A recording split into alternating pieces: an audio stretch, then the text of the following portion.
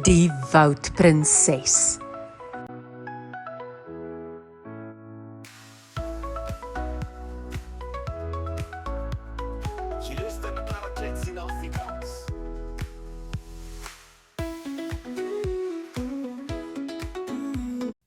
Daar was eens op 'n tyd 'n prinses met die naam Rika, wat in 'n groot betowerde woud gewoon het. Sy was nie 'n gewone prinses nie, maar 'n woudprinses wat 'n spesiale band met die natuur gehad het. Haar paleis was 'n groot boom met glinsterende blare en haar troon was gemaak van sagte mos en blomme. Rika se grootste vreugde was om vir die diere en plante in die woud te sorg. Elke oggend net nadat die son opkom, het sy deur die woud geloop om seker te maak dat al die wesens gelukkig en gesond was. Sy het gesing vir die blomme om hulle te help groei en het met die voëls gesels om hulle te herinner om mooi te sing. Op 'n dag het Rika opgemerk dat die stroom wat deur die woud vloei, stadig begin opdroog. Die visse was bekommerd en die dorstige diere het gesukkel om water te kry. Rika het geweet sy moet iets doen om hulle te help.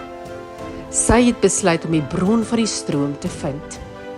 Saam met haar beste vriend, 'n slim eekoring, Natty, het Rika deur digte bosse en oor hoë heuwels gereis.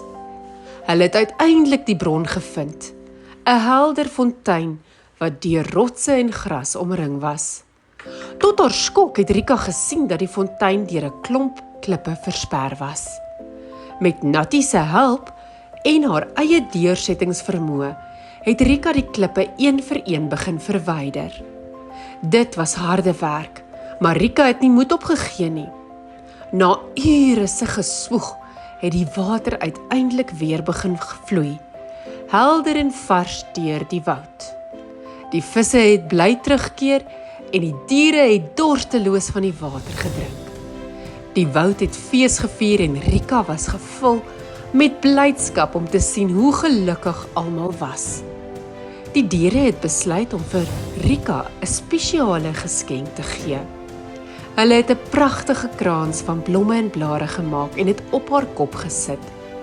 Terwyl hulle gesing het, "Lank lewe Rika, ons woudprinses!"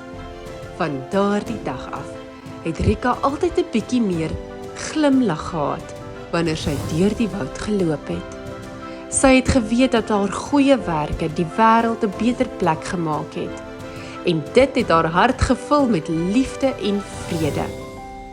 En so het Rika, die woudprinses, voortgegaan om oor haar woud te bewaak met liefde en sorg.